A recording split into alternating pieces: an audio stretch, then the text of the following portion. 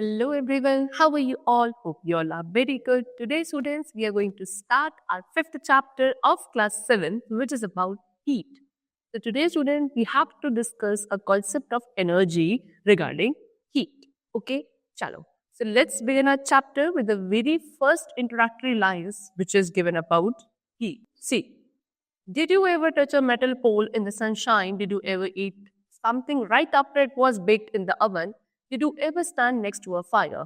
In all of these scenarios, you must have experienced a certain degree of heat that causes a sensation in your body that causes you to move away from the heat source. The heat from the sun can cause you to become exhausted and you will sweat, which in extreme cases can lead to dehydration and loss of energy. You will then seek shelter, drink cold water, and turn on a fan or air conditioner to keep your body temperature in check.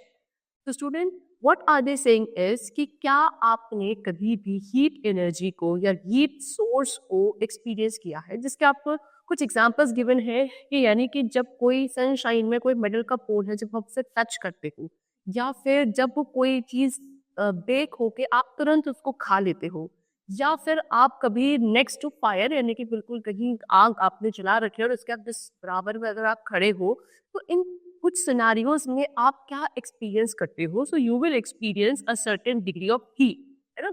एक heat की degree आपको feel होगी जो आपकी body के parts में क्या एक सेंसेशन क्रिएट करेगी, राइट? और ये सेंसेशन अगर कॉन्टिन्यूस से बढ़ती गई तो आप उस हीट सोर्स से क्या होगे, तुरंत वहां से दूर हो जाओगे, you will move away from that heat source, right? So जो हीट हमें सन से मिलती है वो क्या करती है, हमको एग्जॉस्ट कर देती है, यानी कि क्या, जैसे जैसे हीट आती है वैसे वैसे हमारे अंदर स्वेटिंग होती है। स्वेटिंग होने से क्या होता है, जब बहुत ज्यादा स्वेटिंग हो जाती है तो डिहाइड्रेशन होने लगता है, यानी कि हमारी बॉडी में जो अंदर वाटर कंटेंट प्रेजेंट है वो रिड्यूस होने लगता है और धीरे धीरे हमारा एनर्जी लेवल भी डाउन जाता है, जिसकी वजह से हम एग्जॉस्ट हो जाते हैं, यानी कि हमारी एनर्जी बिल्कुल खत्म हो जाती है। फिर उसको रीगेन करने के लिए हम लोग क्या करते हैं, या तो कोई शेल्टर ढूंढते हैं, है ना, सो दैट हमें वो सनशाइन हमारे सर पे ना आए। ठीक है, ठंडा पानी पीते हैं, फैन या एयर कंडीशनर ऑन करते हैं, सो दैट हम अपने बॉडी के टेम्परेचर को क्या कर सके, एक मेंटेन कर पाए या बैलेंस कर पाए। अदरवाइज क्या होगा, अगर ये हीट सोर्स कॉन्टिन्यूस रहेगा तो हमारी बॉडी बिल्कुल एग्जॉस्ट हो जाएगी and we can also feel dizzy kind of. Okay, चलो, so now first of all we are having the topic temperature, that what do we mean by temperature. So we can often say that the ice cubes kept in the freezer are very cold. होता है ना, जो ice cubes freezer में रखी होती है वो बहुत ज्यादा ठंडी होती है, हम ऐसा बोलते हैं, है ना?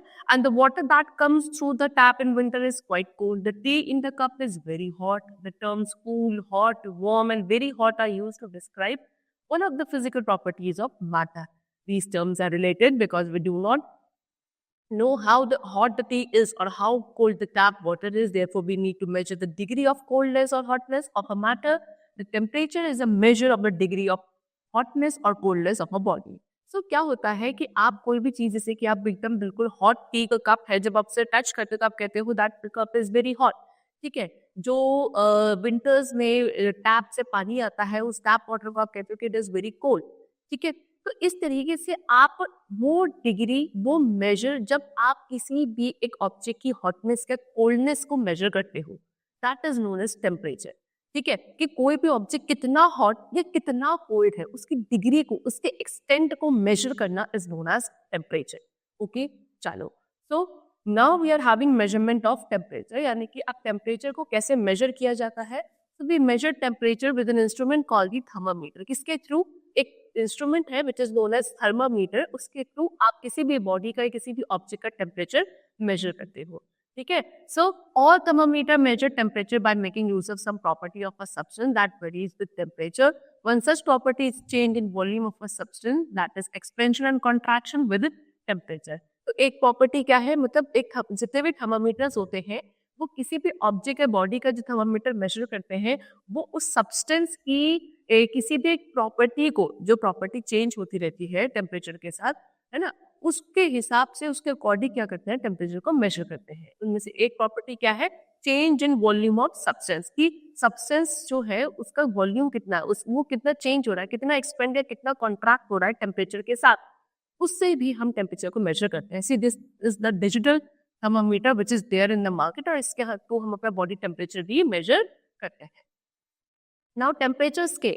सो टेम्परेचर स्केल क्या है? सो जैसे जैसे हम डिफरेंट यूनिट्स यूज करते हैं लेंथ को मेजर करने के लिए, जैसे इंचेस, सेंटीमीटर, इसी तरीके से डिफरेंट यूनिट्स यूज करी जाती हैं किसको मेजर करने के लिए? टेम्परेचर को.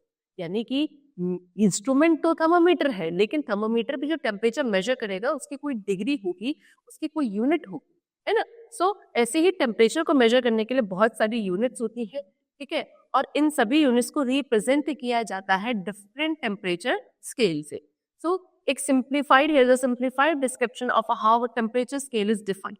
कैसे एक टेम्परेचर स्केल को डिफाइन किया जाता है, बहुत सिंप्लीफाइड तरीका है. Two reference temperatures are chosen and the difference between these two temperatures is further broken down into a certain number of division. Each division is called 1 degree.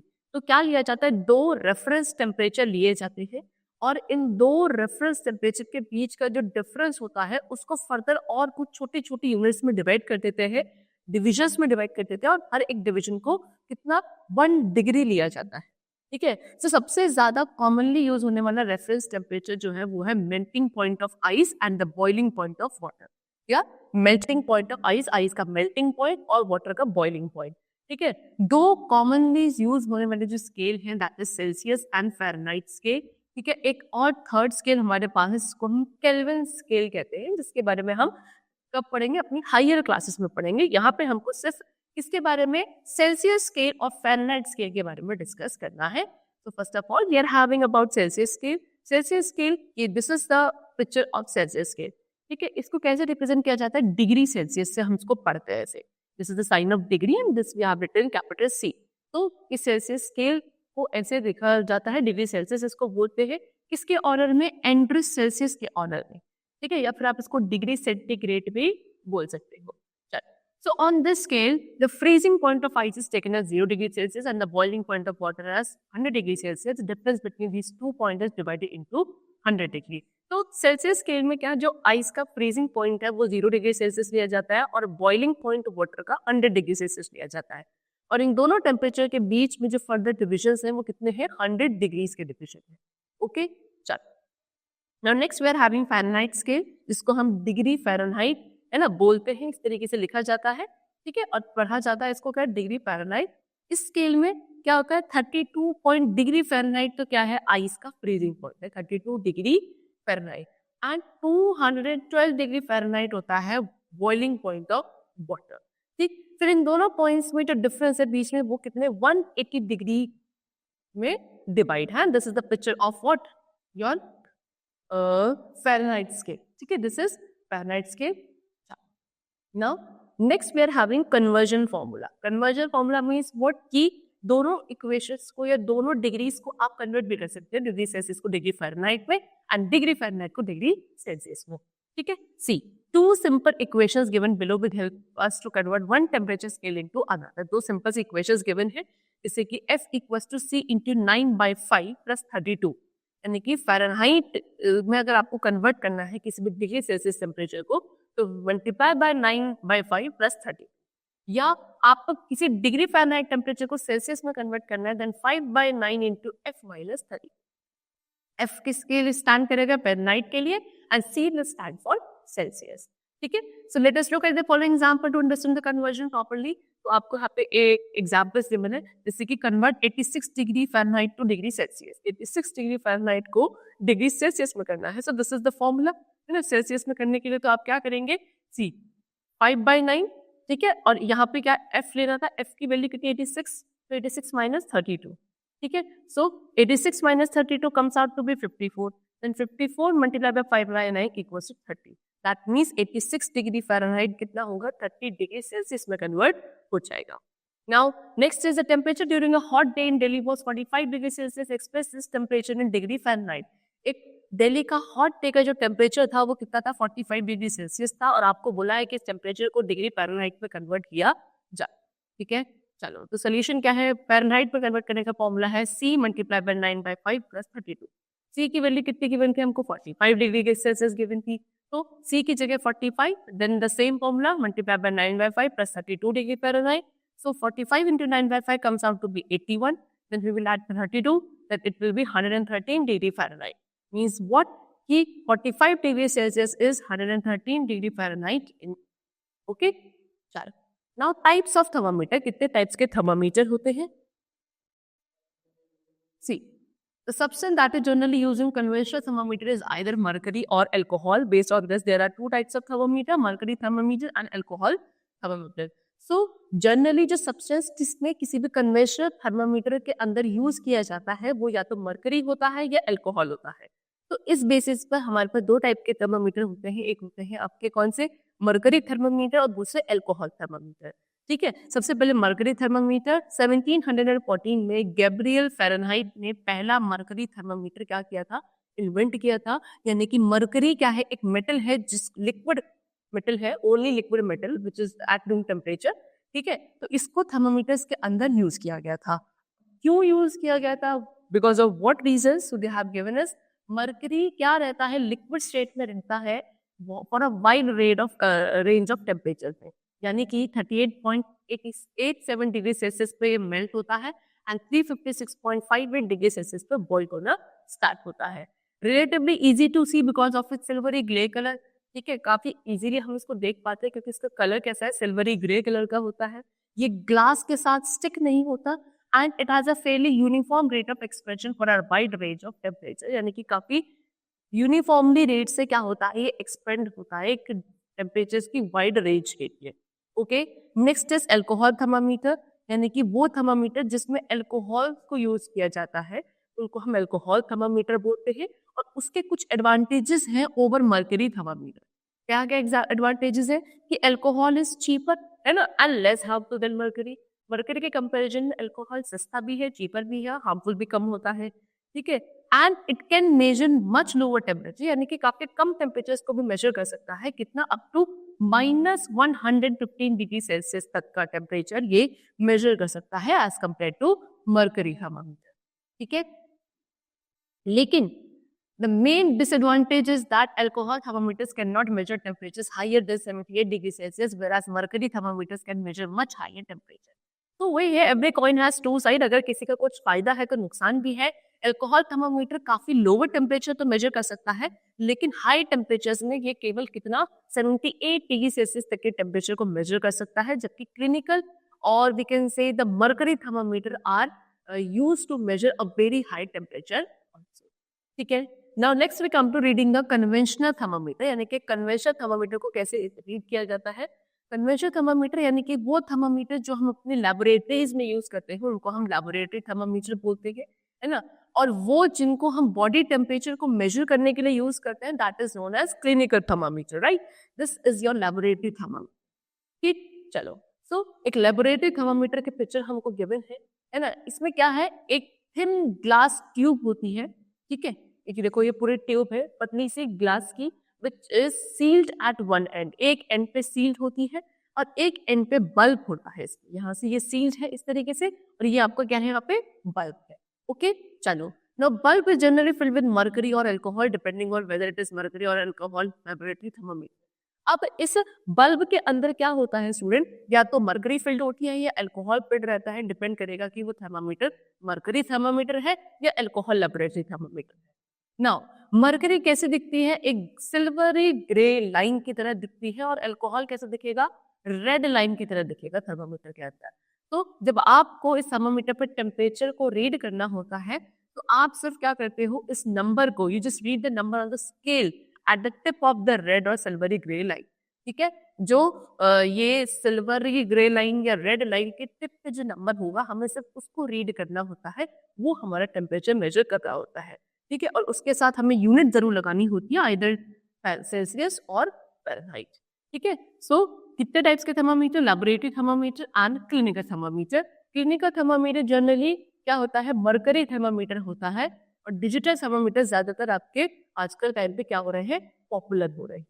ठीक है, जो टेम्परेचर की रेंज होती है, ठीक है, लेबोरेटरी थर्मामीटर के, वो कहाँ से कहाँ तक की होती है? -10 degree Celsius to 110 degree Celsius तक की होती है. ठीक, अब क्लिनिकल थर्मामीटर के दो आपको फीचर्स गिवन है. Number 1, there is a little arrow. एक छोटा सा एरो होता है 98.4 या 98.6 डिग्री फ़ारेनहाइट पे, जो हमारी बॉडी का नॉर्मल बॉडी टेम्परेचर होता है. ठीक है, ये पहला फीचर है. नेक्स्ट क्या है उसके बाद? कि there is a construction or kink in the tube near the bulb. This kink has been made to ensure that the mercury in the thermometer does not contract and flow back before the temperature has been right. फिर इस bulb के पास जो tube होती है ना, तो उसमें जो बल्ब है उसके पास एक किंक या फिर एक कंस्ट्रक्शन होता है.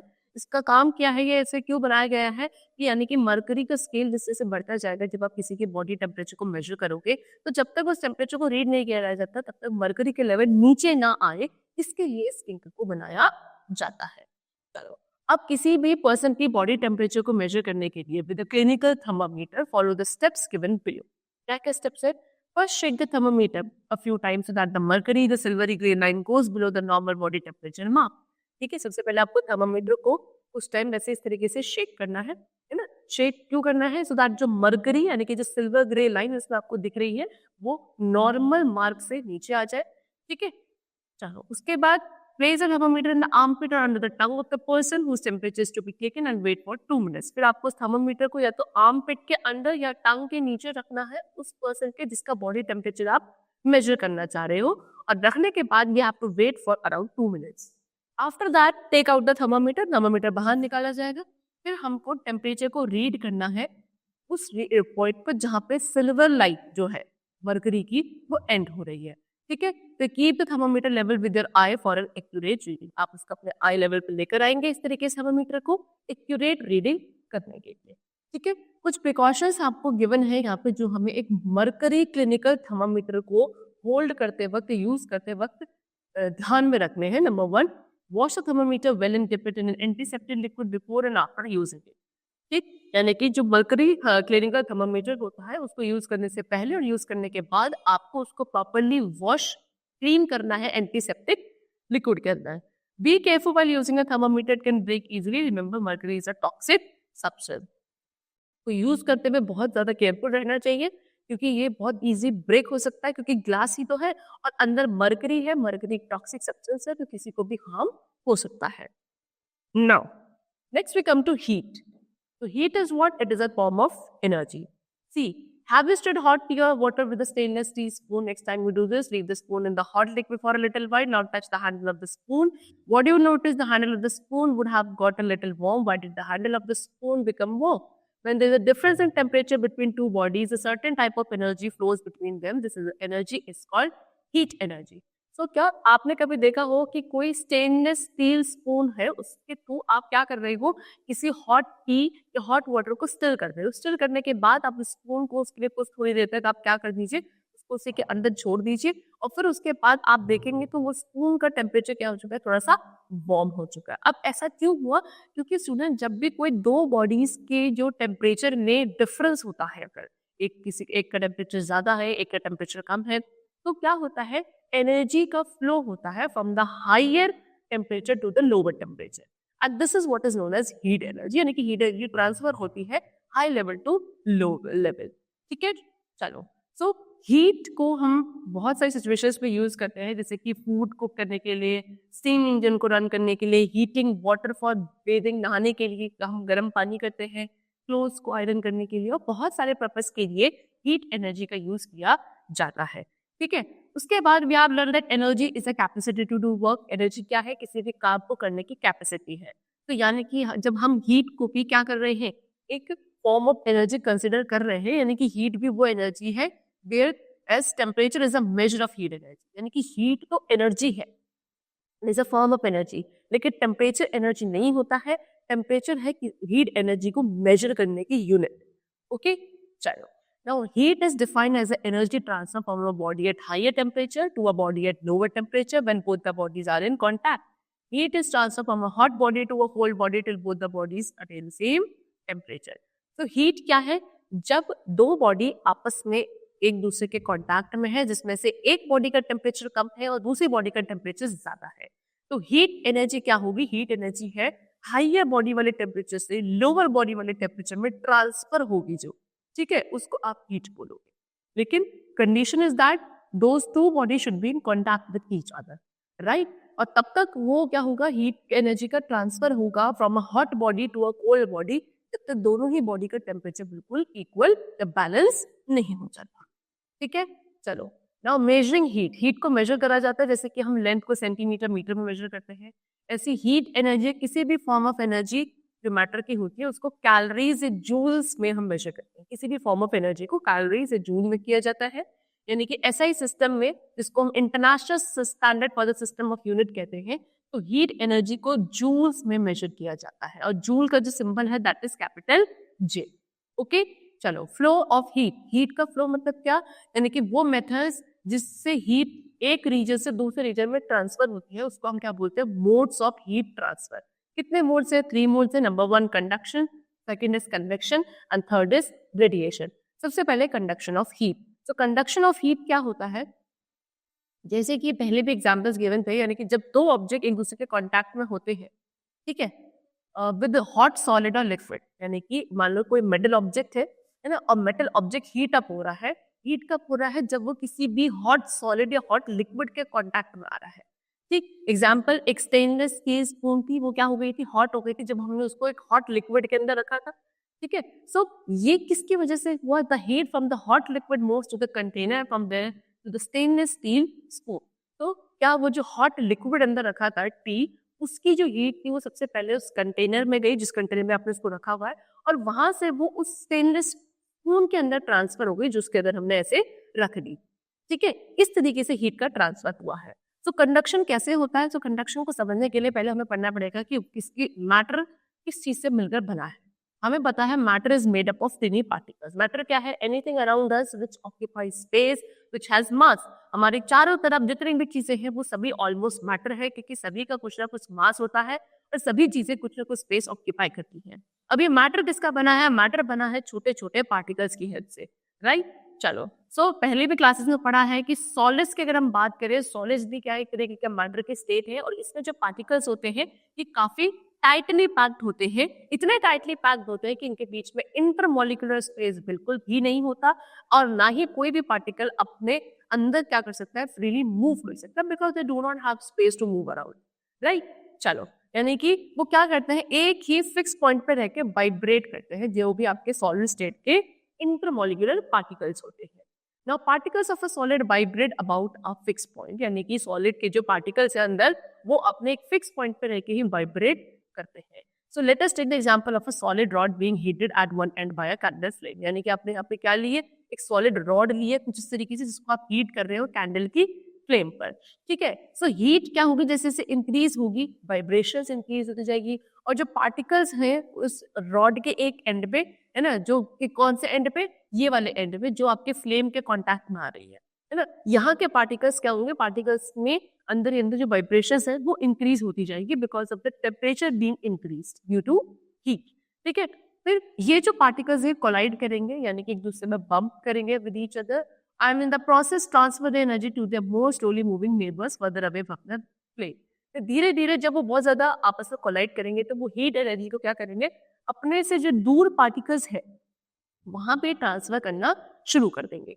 यानी कि जो कांटेक्ट में नहीं भी है, उस रॉड का वो पार्ट जो फ्लेम के कांटेक्ट में नहीं भी है, वो भी धीरे धीरे हॉट होने लगेगा, गर्म होने लगेगा, क्योंकि पार्टिकल्स अंदर क्या कर रहे हैं, हीट एनर्जी को अपने से दूर आगे भी ट्रांसफर करते जा रहे हैं। वाइब्रेशन इतनी स्ट्रॉन्ग हो जाती है ना।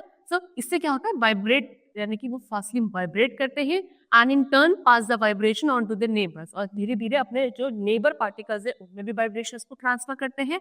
ठीक है, वहां तक भी आपकी हीट एनर्जी ट्रांसफर हो जाएगी जहां फ्लेम के कॉन्टैक्ट में पार्टिकल्स नहीं आ रहे हैं। इस तरीके से हीट एनर्जी ट्रांसफर होती है from one particle to the next. Although each individual particle remains in its original location, therefore we can say that conduction is a mode of heat transfer from a region of lower temperature within a body, or when two bodies are in contact and takes place by collisions between neighboring atoms and molecules of the body. So इस तरीके से एक particle से दूसरे particle से तीसरे particle, पूरे की पूरी रॉड में हीट एनर्जी का ट्रांसफर होगा। ठीक है, क्योंकि हर एक पार्टिकल क्या है, बहुत टाइटली पैक्ड है, कोई भी पार्टिकल अपनी ओरिजिनल पोजीशन से हिलेगा नहीं, बस वही पे वाइब्रेशन बहुत ज्यादा स्ट्रॉन्ग हो जाएंगे। यानी कि आप ये कह सकते हैं कि जो कंडक्शन है, कंडक्शन क्या है, हीट का ट्रांसफर होना एक लोअर टेम्परेचर से, ठीक है, बॉडी के अंदर लोअर टेम्परेचर में जब हीट ट्रांसफर होता है, ठीक है, या फिर जब दो बॉडीज एक दूसरे के कॉन्टैक्ट में होती हैं और क्या होता है, उनके जो नेबरिंग एटम्स है उनके बीच में कॉलिजन होता है, कॉलिजन होने से जब हीट का ट्रांसफर होता है तब क्या होता है, कंडक्शन अकर्स। ठीक है, यानी कि जो सॉलिड मेटल्स या लिक्विड मेटल्स के केस में आप कह सकते हो हीट जो ट्रांसफर होती है वो फ्रीली मूविंग इलेक्ट्रॉन्स के थ्रू होती है। तो कंडक्शन क्या है, ये प्राइमरी मोड है हीट ट्रांसफर का, जहाँ पे सॉलिड कंडक्शन होता है हीट एनर्जी का विद इन अ बॉडी या फिर दो बॉडीज के बीच में जो एक दूसरे के कॉन्टैक्ट में होती है। रेट ऑफ कंडक्शन जो है हीट का वो डिफरेंट होता है हर एक डिफरेंट मटेरियल में, है ना। कुछ मटेरियल्स होते हैं जो हीट एनर्जी को अपने थ्रू इजिली अलाउ कर देते हैं, और कुछ ऐसे होते हैं जो अपने थ्रू हीट एनर्जी को फ्लो करने के लिए इजिली अलाउ नहीं करते हैं। इस बेसिस पे हमारे पास दो तरीके के मटेरियल्स होते हैं, number 1 conductors and number 2 is insulators. Conductors क्या होंगे, वो सारे मटेरियल्स जो सॉलिड स्टेट में होते हैं, जरूरी नहीं है कि वो सेम तरीके से हीट को अपने थ्रू पास होना अलाउ करेंगे। वो डिपेंड करेगा एबिलिटी टू कंडक्ट हीट, ठीक है। यानी कि कोई भी मटेरियल अपने थ्रू हीट को कंडक्ट करने की इसके पास कितनी एबिलिटी है, इस बेसिस पे मटेरियल्स को दो कैटेगरीज में क्लासिफाई किया जाता है। Number 1 is conductor, second is insulators. So what are conductors, वो सब्सटेंसेस जिसके थ्रू हीट पास हो जाती है इजीली, ठीक है। Substances through which heat can pass easily, उनको हम गुड कंडक्टर्स ऑफ हीट कहते हैं या सिंपली कंडक्टर्स कह सकते हो। ज्यादातर जितने भी मेटल्स हैं वो हीट के अच्छे कंडक्टर्स होते हैं, इसीलिए हम उनको क्या कुकिंग यूटेंसिल्स बनाने के लिए, हीटिंग रॉड्स बनाने के लिए, या जो भी आपके मटेरियल्स हैं ज्यादातर को बनाने के लिए आप यूज करते हो। सिल्वर सबसे बेस्ट नोन कंडक्टर है आपका हीट का। Now next substances which through which heat does not flow easily, वो सब्सटेंसेस जिसके थ्रू हीट इजीली फ्लो नहीं हो सकती है उसको बैड कंडक्टर्स कहा जाता है हीट का, या फिर इंसुलेटर्स कहते हैं। Example plastic, wood, glass, air, paper, cloth, fur, rubber and Bakelite. Bakelite क्या है, एक हार्ड प्लास्टिक का ही टाइप होता है। ये सब क्या है, इंसुलेटर्स है। वुड एंड बेकलाइट इनको हम यूज करते हैं कुकिंग यूटेंसिल्स के क्या जो हैंडल्स होते हैं उनको बनाने के लिए, सो दैट हम जब खाना बनाते हैं तो उन हैंडल्स को हम पकड़ सके यूटेंसिल्स को, है ना, और हमारे जो हाथ है वो सेफ रहे, ठीक है। बिकॉज क्या होते हैं ये जो वुड और बेकलाइट है, they are good insulators of heat, right. चलो उसके बाद क्विल्स और वुलन क्लोथ्स काफी फ्लफी होते हैं। ये भी क्या करते हैं, इनके बीच में जो स्पेस होते हैं उसमें ये एयर को ट्रैप कर लेते हैं। यानी कि जो फाइबर्स से मिलकर ये बनाए जाते हैं कपड़े, इन फाइबर्स के बीच में जो स्पेस होता है वहां पे एयर ट्रैप हो जाती है। एयर क्या है, एयर एक बैड कंडक्टर है हीट का, ठीक है। इसकी वजह से क्या करती है, ये हमारी बॉडी हीट को बाहर जाने नहीं देती, और इसीलिए जो कपड़े होते हैं क्विल्ट और वुलन जो क्लोथ होते हैं, ये हमारी बॉडी को क्या रखते हैं, वार्म रखते हैं। ओके, चलो इसके बाद we are having some practical applications of conduction. Conduction की कुछ प्रैक्टिकल एप्लीकेशंस गिवन है, यानी कि बोथ कंडक्टर्स और इंसुलेटर्स हमारे लिए यूजफुल है, हमने अभी बताया। डिपेंड करेगा उसकी क्या नीड है, जैसे कि हम कंडक्टर्स का, जैसे कि मेटल्स की बात करूँ तो यूज करते हैं यूटेंसिल्स बनाने के लिए, और जो हीट रेजिस्टेंट प्लास्टिक होते हैं उसको हम यूटेंसिल्स के क्या जो हैंडल्स होते हैं उनको बनाने के लिए यूज करते हैं। तो डिपेंड करता है क्या नीड है, उस अकॉर्डिंग कंडक्टर्स और इंसुलेटर्स दोनों ही हमारे लिए यूजफुल होते हैं, राइट। जैसे कि अब हम वुलन क्लोथ्स वियर करते हैं विंटर्स में, क्योंकि वूल क्या है, एक हीट का बैड कंडक्टर है, ठीक है, जो क्या करता है हमारी बॉडी वार्मथ को अंदर रिटेन रखता है।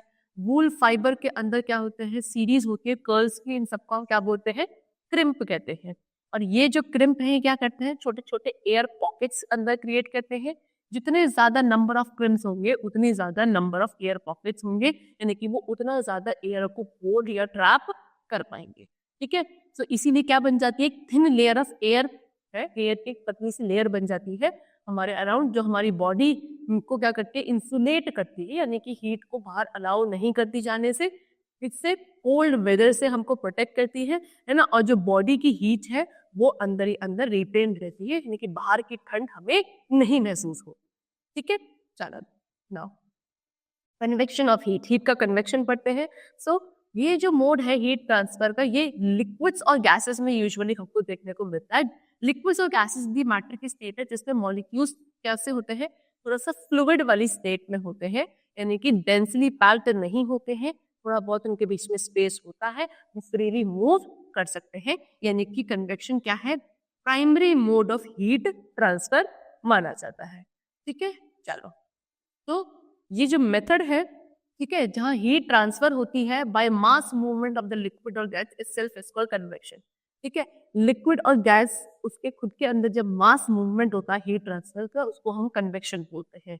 अब कन्वेक्शन के आपको कुछ एप्लीकेशंस गिवन है, है ना। So principle of convection of heat can be used in many application, यानी कि कन्वेक्शन का जो प्रिंसिपल है बहुत सारी एप्लीकेशंस में देखने को मिलता है। यानी कि जैसे कि आप कभी एक फ्लूइड को वार्म करते हो तो आपको उसको सबसे पहले आप नीचे से वार्म करते हो, राइट, है ना। If a room has to be warm with a room heater, the heater should be placed at a lower level so that the room gets warm evenly. अगर आपको किसी रूम को गर्म करना है, वार्म करना है रूम हीटर के थ्रू, तो आपको उस रूम हीटर को किसी लोअर लेवल पर रखना चाहिए, क्योंकि नीचे से क्या होगी, ठंड सॉरी जो हीट है वो बनेगी और पूरा कमरा जो है आपका धीरे धीरे क्या होगा, वार्म हो जाएगा। तो सिमिलरली ऐसी जो एयर कंडीशनर होते हैं जिसको हम रूम को कूल करने के लिए यूज करते हैं, उनको हम कहाँ रखते हैं, थोड़ा हाइयर लेवल पे लगाते हैं, है ना। पहले टाइम पे विंडोज और वेंटिलेटर्स बनाए जाते थे इस तरीके से, so that buildings could be kept cool in winters, ठीक है। वेंटिलेटर्स बनाए जाते थे, विंडोज बनाई जाती थी, खूब ऊंची ऊंची विंडोज और वेंटिलेटर्स बनाए जाते थे, तो दैट गर्मियों में क्या रहे, कमरे या जो रूम है वो ठंडे रहे। तो next time you visit old buildings, look out for these special features, ठीक है। चलो, now radiation of heat. Heat energy can be travel in the form of waves just like light. जैसे लाइट मूव करती है, ऐसी heat energy भी waves की form में मूव कर सकती है।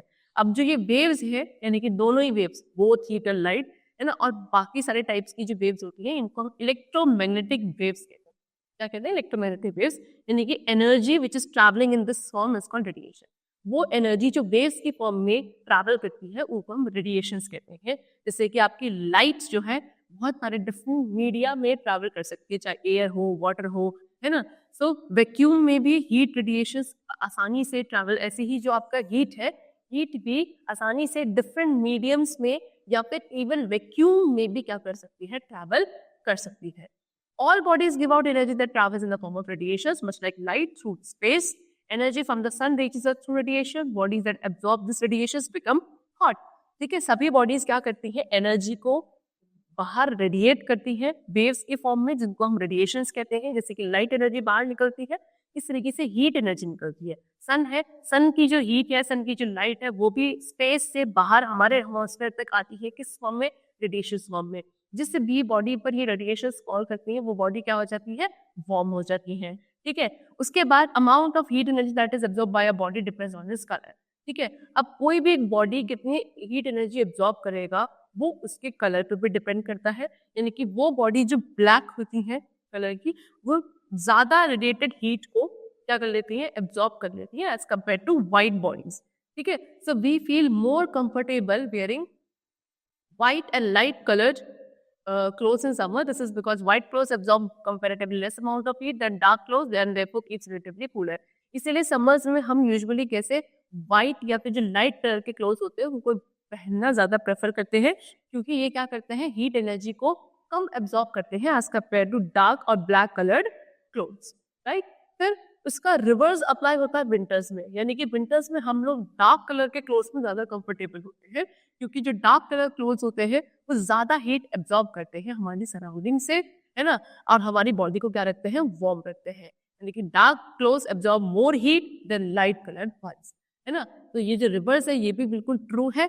Black and dark bodies radiate more heat than light coloured bodies. तो ब्लैक कलर की, ये जो डार्क कलर की बॉडीज होंगी वो ज्यादा हीट एनर्जी रेडिएट करती हैं as compare to light coloured clothes, ठीक है।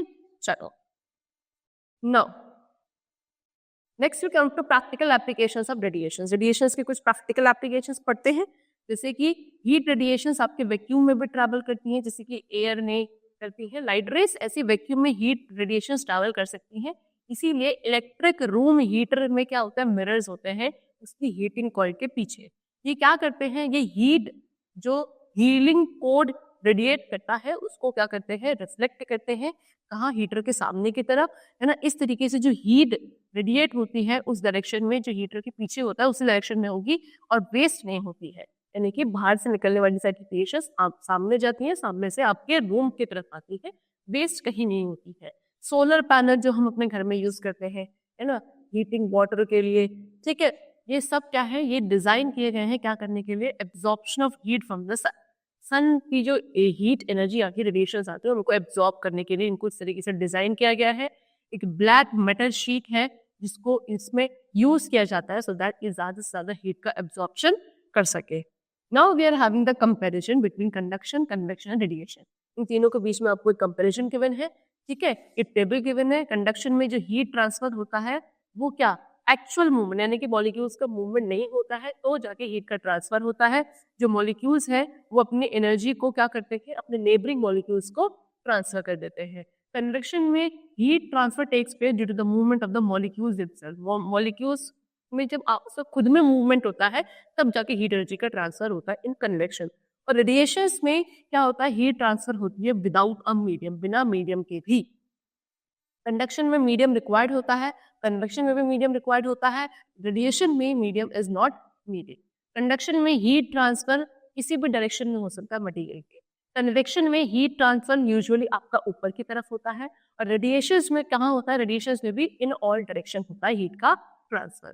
कंडक्शन में ये यूजुअली कंडक्शन सॉलिड्स में होता है, ठीक है। कन्वेक्शन आपका सिर्फ लिक्विड्स और गैसेस में हो सकता है और रेडिएशंस आपका इन अ मीडियम, हर एक मीडियम पे पॉसिबल है, इवन इस वैक्यूम में भी रेडिएशंस पॉसिबल है।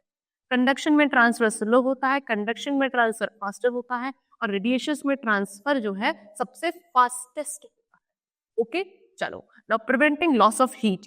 हीट का जो प्रिवेंशन है, ठीक है, यानी कि हीट लॉस ना हो उसको कैसे प्रिवेंट किया जा सकता है।